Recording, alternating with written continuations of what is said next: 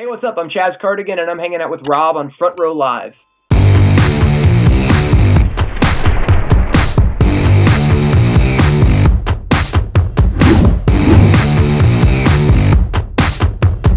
First of all, congratulations on the new signing. How did that happen for you? And on top of that, it's not just Capitol Records, but also J.J. Abrams' label, Loud Robot. So how did that happen for you? When I was 13, I was sending in cassette tapes to Capitol Records, and I would make little demos, and I'd put up on MySpace and try to send the Capitol Records MySpace my music, and then flash forward 11 years and I signed a record deal with them. So that's crazy. That's how it feels like it happened. A lot of years of playing shows and just hustling, grinding it out. I eventually went to LA for a writing trip for the first time at the end of 2018, and my managers had been pretty long-time friends with an A&R at Capitol. They'd known him since he was 19. He was 40-something.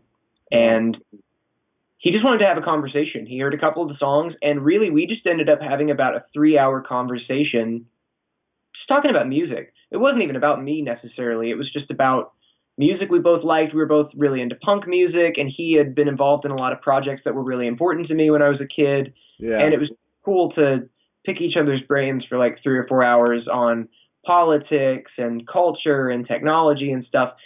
So about a month after that, I came back to LA at the top of 2019, and I played a show. There's a blog called We Found New Music puts on a showcase. I played a show at this little venue in Hollywood called Madame Siam, and that same A&R was there, and the next day he was like, I want to sign you. The Loud Robot connection was crazy. That was really serendipitous. Was after we had finished negotiating the deal, he was like, hey, I have this idea. Do you mind if I send your music over to Bad Robot? And they had been, which of course, no, I would love that. Come on. But Capitol and Loud Robot had been trying to find a project to work on together for about a year and a half.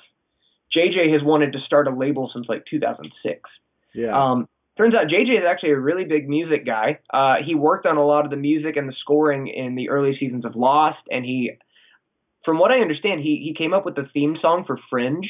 And he's got a whole room in his house full of synthesizers and guitars. He's a very musically oriented guy. It's just not his main thing. So he's actually almost like a producer at the same time.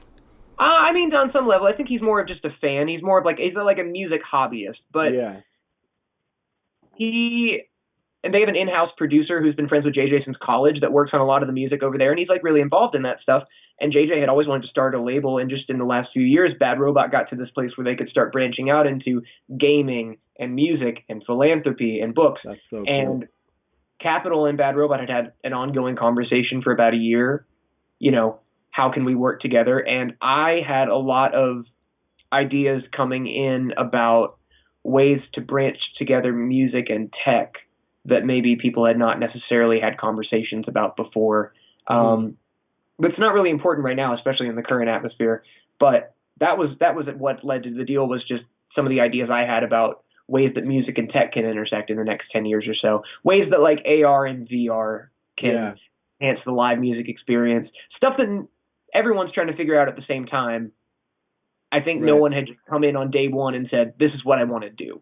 And that's what led to the deal. Now that this signing happened, you dropped your EP, and then you're getting ready to drop S.O.S, another single, at the end of this month. Can you talk to me a little bit about this track? And you dropped an EP in February, and now you're releasing a new single. It seems rather quick, but I don't know. It might be different in your mindset. So, talk to me about this new single that's about to drop, and why did you feel it was so important to release it now, even though your EP had just dropped? S.O.S is so important to me. So, fun story. Before I signed with Capitol, I had been planning on releasing Vulnerabilia, my EP, independently. Yeah. Okay. And in the year in between, nothing really changed about it. And actually, I put out S.O.S as a single at the beginning of 2019. Oh, shit. And that was the first single from the EP. No, and this is not blowing any secrets or anything, but I have fans even now that reach out and they're like, is S.O.S ever coming back out? Because as soon as we started the label negotiation, wow. Now, what's happening with it, too, is that when we put it out, it's going to get added onto the EP where it originally belonged. We kept it separate because we wanted to leave some time to focus on Not Okay and we had a few people in the tower that were like, "Hey, SOS is a really strong song. We really believe in this. Can we hold this a little bit longer to maybe give Not Okay some time to breathe at radio, and then try to take SOS as the next one out?" That's smart. So it's a little bit cynical, but at the same time, I think, it gives enough time for those songs to sit. SOS feels like a continuation, but it also feels like a step forward at the same time. It's an evolution, and it sits with those songs nicely, and I think it bridges the gap to where we're going next as well. So especially right now, I think it is important right now for people to be putting out music, especially if, for the next 1 to 2 years, we're going to be in varying levels of lockdown or quarantine. It's going to be harder to make, video pieces and really thought out photo shoots. Touring's just not on the table for the next 2 or 3 years. That's true. I mean, everything has to change. Everything has to change. Right. And so it's got to be about the music right now. And so I have a lot of music just ready to go, and I'm writing all the time. And so for me, the priority right now is, if I can't tour and we can't make videos that aren't just videos made at home, I'm here to put music out. Yeah. So that when I get to tour again, I have a lot of new songs to play with. No, that's a good point. But going back to the EP, you pretty much self-produced all this yourself.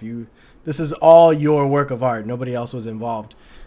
How cool is it that you already had that, and you mentioned earlier that you already had that EP, and then you signed to this major label, and they still let you release that EP without changing it up? It's wild. I don't have a better word for it. It's wild. It's validating for sure. Right. I mean, I hear things too I could have done a little bit better, and maybe I could have made some more unique decisions, but that's hindsight, Right. That's hindsight. I'm proud of it. I'm so proud of the songs and the EP, and that if nothing else happens for the rest of my career, I got to sign a major label record deal, and that they put out an EP that I produced. That's great. That's a win, and I'm just really proud of that. Really, really proud and humbled by it. Yeah. It's insane. It doesn't have to happen that way. Now, your track "Not Okay," which was basically your debut release, that's how I discovered you. Sure. But what was it about that track to you? Because to me, when I first heard that track, I was like, "Shit, this guy's legit. This guy's really good." But what was it about you that made you want to release that as your first major label release? It's so fun. It's so big. I mean, that's all it was for me. Is it felt right. It felt right, especially like I said, the original single we had put out was SOS. Yeah. And at a certain point, there was a conversation about whether or not SOS or Not Okay was a better introduction point for people to me. And in Not Okay, in a lot of ways, I'm talking about my life, and I'm just talking about if you want a rundown bio of me, that's the song. That's the song. And it is more or less it's this thesis on who I am as a person, and it's a great way to get people in on the first listen. I just think it's such a big chorus. I'm really proud of it, and it's so fun to play live. And I thought it was great. Yeah, I just thought it was a great introduction piece because it's just it's really immediate for me anyway. Right. You just get it immediately. It's very tactile. You hear it, and by the end of the first chorus, you're like, understood. Okay, got it. Everyone feels like they're crazy. I'm not okay. Got it. Cool. Well, it's just it was cool because I feel like it was the right time for it as well. Not necessarily you just personally, but I feel like for the world with everything that was going on, and now that we're all kind of stuck at home and quarantine and stuff like that, I feel like that Not Okay really comes out a lot more now. I'm not unhappy that it aged well, but I'm not stoked that it's aged well in just a few months. Do you know what I mean? I'm happy that it's finding new life right now, especially we just put out a new video for it. At the same time, kind of a bummer that that we're all in that That's place the now. reality. Yeah. But it's more relevant. It's more relevant now than when it came out a few months ago. Yeah, you can never predict that stuff. I feel like 2019 and 2020 like has been pretty good for you. With the record label signing, the EP dropping, the new singles, and then on top of that, you got to be part of a major Netflix show. To all the boys, you got to write a track for that, and like it's just it's. I feel like all this stuff. I don't feel like you were searching for it. I feel like it just naturally happened and came to you. Yeah. How did this opportunity come about for you? And what was it like writing a score in a sense for like a short film or like a series? So, accidentally, the song "They'll Ever Be" I had written actually as part of the Vulnerabilia track listing, Man. and it kept shifting around, and we just didn't really know what to do with it. So I was going to put it on the next release or the next record, and the film "To All the Boys, P.S. I Still Love You," the soundtrack was being supervised by someone in the Capitol building, and we had submitted a couple songs for it, and none of them got in. So I had given up on that. I was like, okay, cool. You submit for things all the time and you don't get them. Right. I'm used to that. And then my A&R was listening to the demo of the song "As I'll Ever Be" in her office, and then the soundtrack supervisor just walked by the hallway and said, "Hey, what is that? We like that. We have a scene that would be great for that." Oh my gosh. It was accidental. It was actually accidental. This is not like a press story. And they emailed me and said, "Hey, are you cool with this song going in the movie?" "Yes, absolutely." "Cool. Well, we just need you to change one thing. Could you add a section at the end?" So the only thing I had to really write was this thing at the end. Now, the song is not like a love song. It's actually about just presence, mindfulness, whatever, being where you are, appreciating where you are. I'm young as I'll ever be, and tomorrow I'm a memory. Like, all I've got's right now. I just want to, like, feel where I'm at.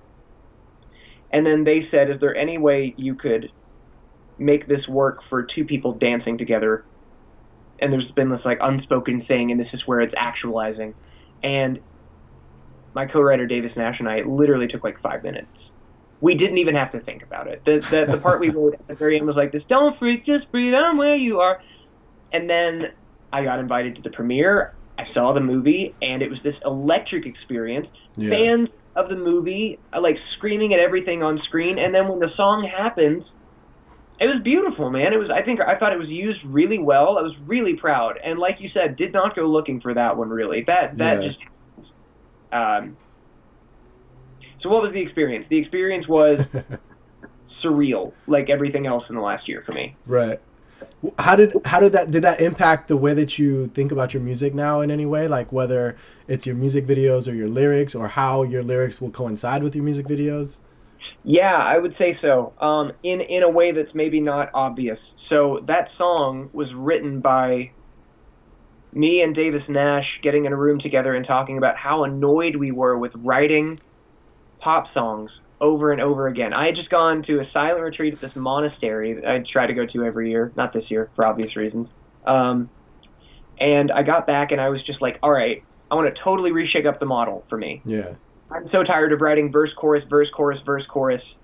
Let's do something totally different. I don't want to write like a 3-minute standard pop song. Let's do something like Frank Ocean would do. Something like the Beatles would do. Right. And that song was really validating for me because no part of it repeats. It's just a stream of consciousness. And then it builds and builds and builds, and then it ends. And you'd think like, oh, there's a drop coming, or there's a hook coming. No, right. It ends. It's about the feeling. It doesn't overstay its welcome. And that was the quickest growing song I've ever put out. And Jeez. It got more saves, more downloads, and more attention than any song I've ever put out. And for me as a creator was like, cool. I actually just have to trust my gut. Yeah. That's actually all I have to do is trust my gut and make what feels right when I'm making it. What's next after all this? Like now, because again, it's just been a successful year and a half for you from what it seems like. Yeah, well, now we all have to figure out how to put out content in quarantine and have people care about it. Music, really, for me. After S.O.S, I've got a few more songs planned, and I'm writing. really, that's all I can do right now is write and try to figure out where to take the music next. I've got Yeah. another EP's worth of material that I feel like I'm ready to put out. And then after that, I think I've got a record that I'm pretty proud of. Okay. And it's just figuring out what feels right to put out in order right now.